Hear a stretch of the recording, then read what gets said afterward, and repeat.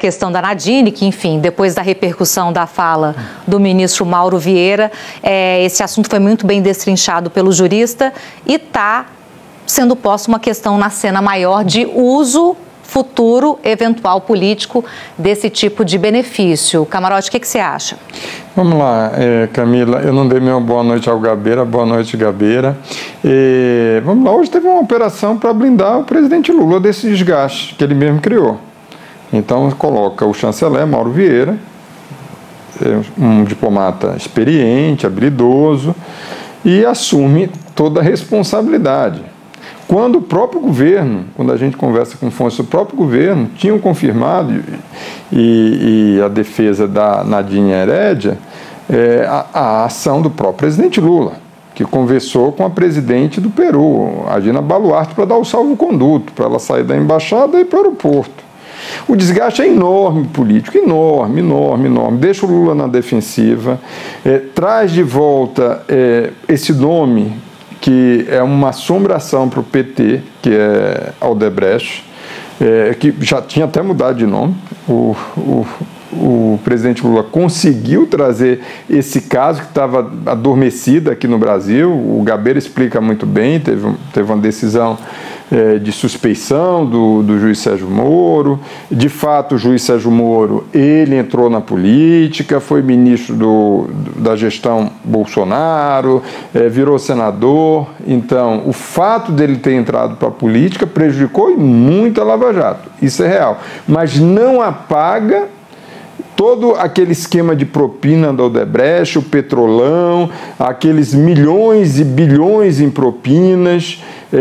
Você tinha um departamento estruturado da propina na Odebrecht, você tinha uma planilha, e aí você tem materialidade, não é só depoimento, você tem materialidade, que isso também é para o Peru. E é importante dizer, o Ollanta Humala era muito alinhado politicamente com a gestão do PT. E o Gabeira lembra muito bem, tinha um marqueteiro, Favre, que era ligado ao PT aqui no Brasil e que foi lá fazer campanha para o Ollanta. A nossa jornalista Malu Gaspar, do jornal O Globo, agora há pouco no Jornal Mais, ela traz uma apuração do livro dela, que é justamente uma apuração muito importante. A Nadine, ela recebia propina do diretor da Odebrecht no Peru, num escritório de campanha, num apartamento em Lima, no Peru. Então ele ia lá entregar semanalmente. E isso está na investigação. Inclusive a condenação em primeira instância pela participação ativa da ex-primeira-dama. Agora, você tem ainda uma outra questão colocada, o avião que foi colocado à disposição. Por quê? Porque tinha que ser uma operação rápida, né? Esse avião, você tem voo para o Brasil, de Lima. Então, isso amplia o desgaste. Então, veja, e deixa o governo na defensiva, de tal forma que tem que vir um chanceler brasileiro para dar explicações, até pela opção de usar um avião da FAB para transportar a Nadine. Por que eu fiz o questionamento, professor Gustavo, em relação à questão humanitária? Ele explica que tem toda uma jurisprudência já formada em relação a isso. Mas ela estava sendo tratada no Peru, em Lima. Lá tem, ela tem uma origem abonada, lá é de uma família rica no Peru, e foi tratada em um hospital particular lá. Lá tem médicos excepcionais, como o Brasil também tem médicos excepcionais. A rede privada lá, você tem toda a condição que tem a rede privada aqui no Brasil. Não estou nem falando do que ela vai usar o SUS aqui no Brasil, porque lá não tem condições, não estou falando isso. Estou falando de rede privada com rede privada, médico privado aqui. Ela não vai usar o serviço público brasileiro para fazer o tratamento. Então, tudo isso você tem uma questão, você tem que considerar, de fato, a situação humanitária, que é o argumento que sensibiliza, mas não é que ela não pudesse ser tratada lá no Peru.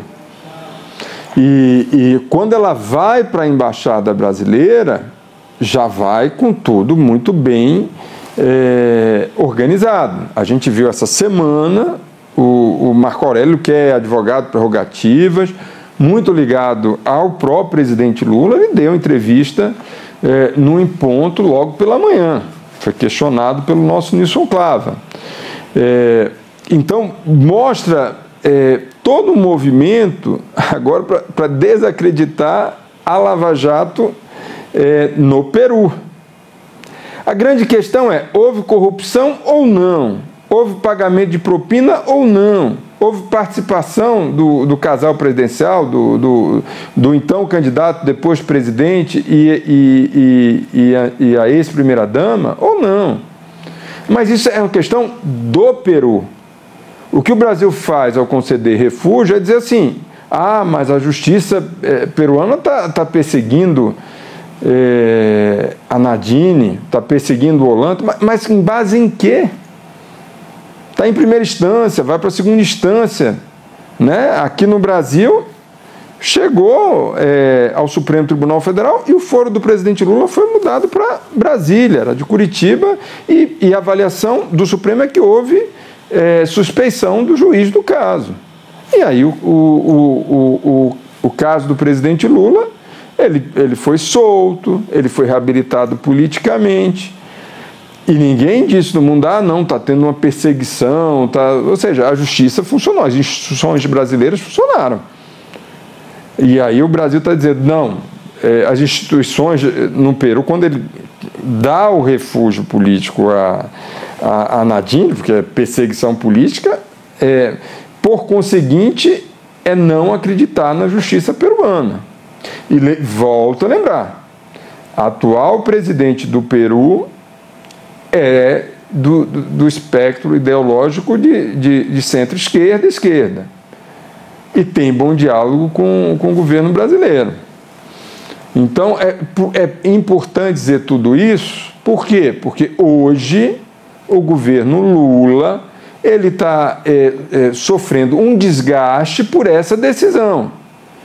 Um desgaste político está sendo utilizado pela oposição como desgaste político em questões de relações internacionais, relações exteriores aqui com o continente, quando o presidente Lula estava avalizando a ditadura de Maduro durante muito tempo.